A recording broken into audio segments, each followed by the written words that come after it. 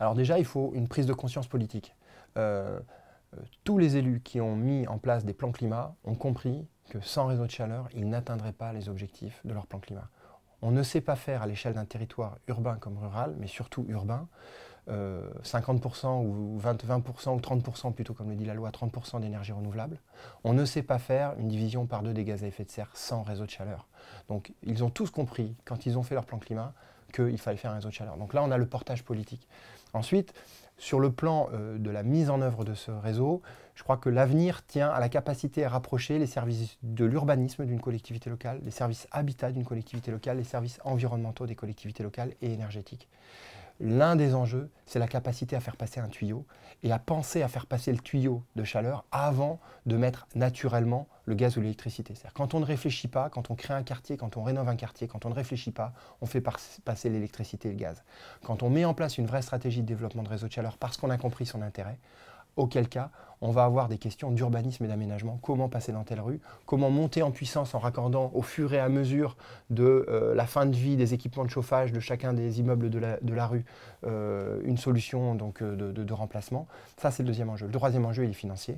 C'est la capacité à financer ces outils.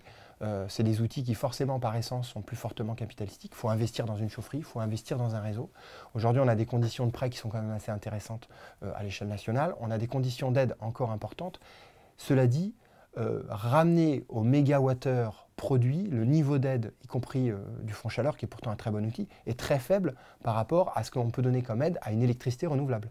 Ça va du simple au décuple. Donc aujourd'hui, le système français est un système dans lequel on aide beaucoup plus de l'électricité renouvelable que de la chaleur renouvelable. Donc il ne faut pas avoir peur de dire qu'on pourrait aider plus la chaleur renouvelable sans que ça perde son optimum entre une aide publique et les résultats de cette aide publique. Donc voilà les 3 éléments qui vont apporter la réponse. Puis il y en a un quatrième qu'on ne maîtrise pas mais qui est absolument majeur, c'est le prix des énergies fossiles. C'est-à-dire que si le prix des énergies fossiles reste durablement bas, ça continuera à être compliqué de trouver des autres solutions. Si le prix des énergies fossiles augmente, auquel cas on sait que le réseau de chaleur, quand on le vend aujourd'hui, quand les élus le portent, ils ne le portent pas en disant c'est l'énergie la plus compétitive, vous allez gagner 30%. Dans l'ensemble, vous êtes à peu près au même prix avec les aides que les autres énergies, mais surtout vous garantissez la stabilité du prix. Puisque forcément, ce que vous achetez dans un kilowattheure, c'est surtout une chaufferie et du tuyau. Ce n'est pas du fuel. Donc forcément, vous allez avoir une énergie très stable. Si dans le même temps, l'énergie de référence, elle s'écroule, comme ça a été le cas il y a 2-3 ans, forcément, votre énergie stable, elle est moins attractive. Donc une partie de l'enjeu va être la manière dont on va s'adapter au cours des énergies. Et l'une des réponses, ça s'appelle la contribution énergie-climat, c'est-à-dire la capacité à dire, quand l'énergie est basse, il faut qu'elle garde sa vraie valeur énergétique et environnementale. Il faut donc une contribution climat forte. Elle est en train d'augmenter.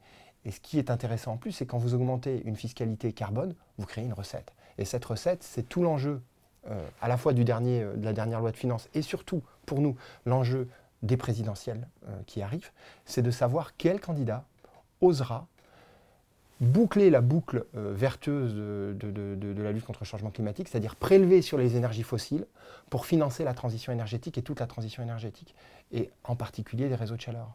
Pour l'instant, il faut quand même savoir qu'il n'y a pas 1 euro de la fiscalité carbone qui finance la transition énergétique. Ça va commencer un petit peu là, cette année, mais surtout pour financer l'électricité renouvelable.